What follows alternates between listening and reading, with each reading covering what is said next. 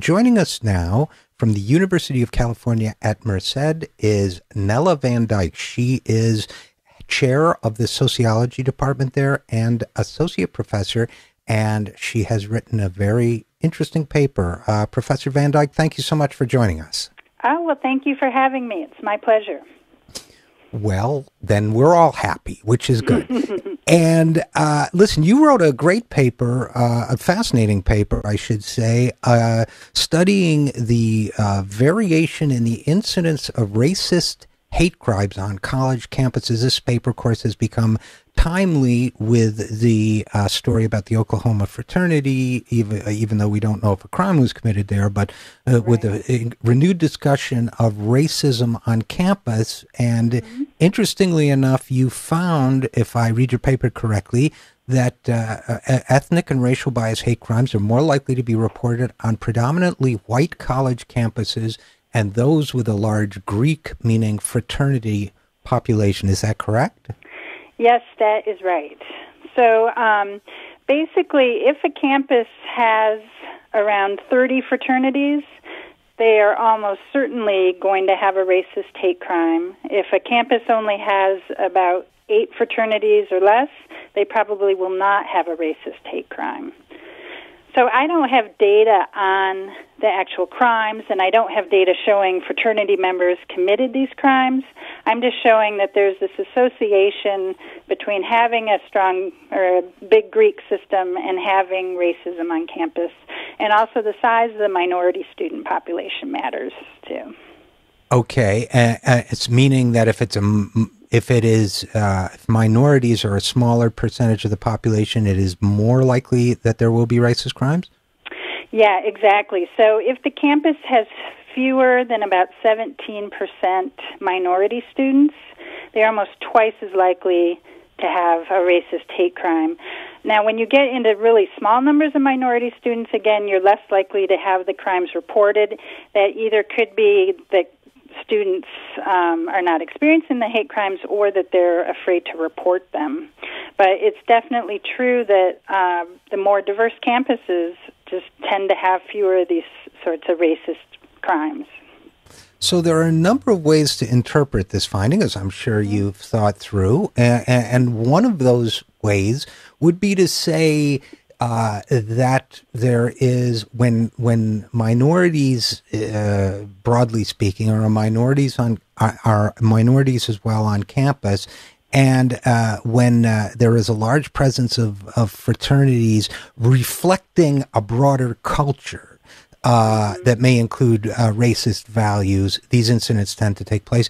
Another would be to suggest that the fraternities are not symptom, but are somehow cause of the incident. And I suppose there's no way at this point to get into that level of interpretation, right? Whether the fraternities are cause or effect, just a byproduct of other social balances and forces. No, that's right. And it's probably that both are true.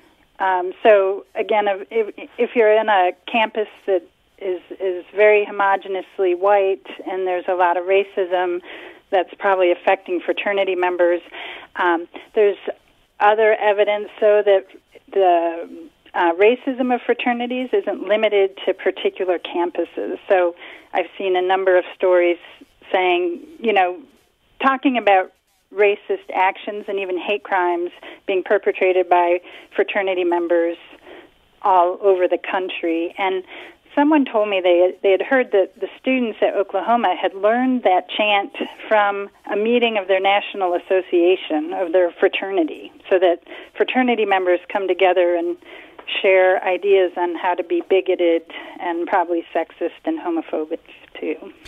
And this is a chant, for those few listeners who might not know, which included the N-word and said that those N's will never be members of this fraternity, and alluded to lynching and all sorts of unpleasant things. And in the video, it appeared as if the house mother, or whatever she was called, was singing along with it. So I guess, I'm going to ask you to maybe theorize a little bit, and if you're not comfortable doing that, I will, and you can grade me, okay? Sure. We're talking to Professor Nella Van Dyke about the linkage statistically between fraternities on campus and racist hate crimes. In one way, this might not be considered such a surprising finding if you consider that fraternities appear to exist to reinforce retro values, or old school values, and among white Americans, particularly in certain parts of the country, the old social structure included racism or racist beliefs, number one. And number two, they by definition are sort of tribal affiliations. Mm-hmm. And tribal affiliations, particularly of relatively privileged white people, might therefore instinctively, reinforce themselves by mocking and degrading and even perhaps attacking members of other groups. How am I doing? I think you've hit the nail on the head. So there's study after study showing an association between fraternities and rape, sexual assault, and study after study finds fraternity members are more likely to commit acts of sexual assault. And people studying sexual assault argue that there are a number of qualities of fraternities that make them more likely to engage in that sort of behavior. And I think these same qualities probably apply to racist actions as well. So things like you mentioned, like emphasis on kind of superiority and competition, like in-group, out-group, loyalty and group protection, right? So we're not going to tell on our fraternity brothers who are engaging in some sort of problematic behavior. High consumption of alcohol, also just engagement in violence. And these are all kind of aspects of fraternity culture. Again, of course, there's variation in fraternities, right? And not every fraternity is engaging in problematic behaviors. But even so, these tend to be characteristics of fraternities, and it's a problem. So I guess a broader question.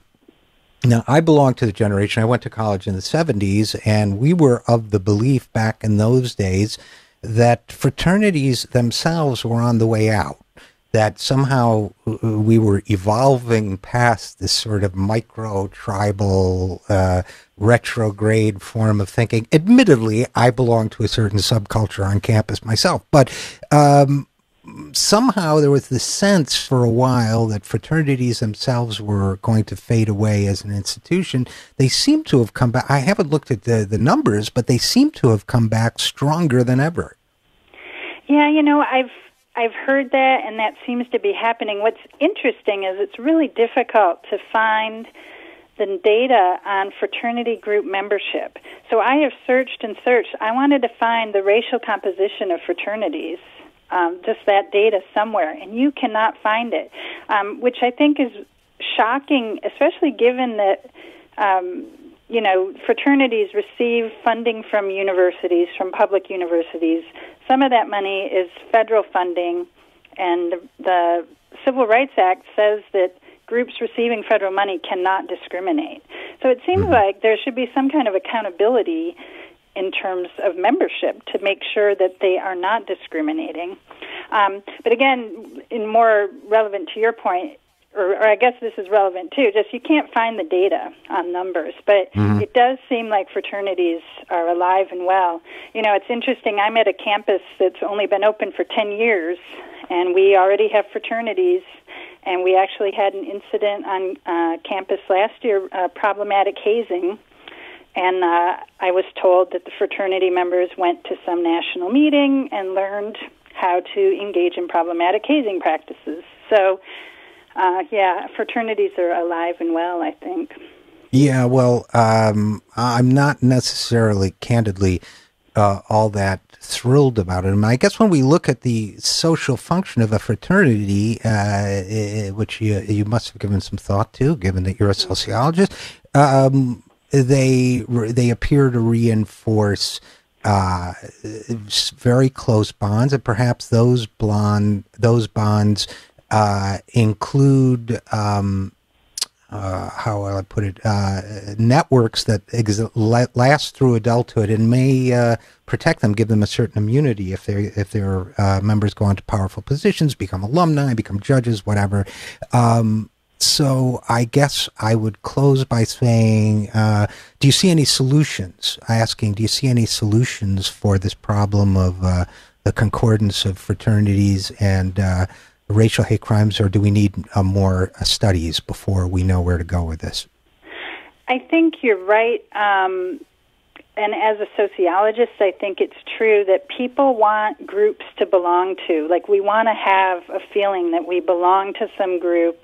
We want connections to people, and fraternities provide that for people. Now, there's other ways people can get that feeling of connection, and there's other types of organizations.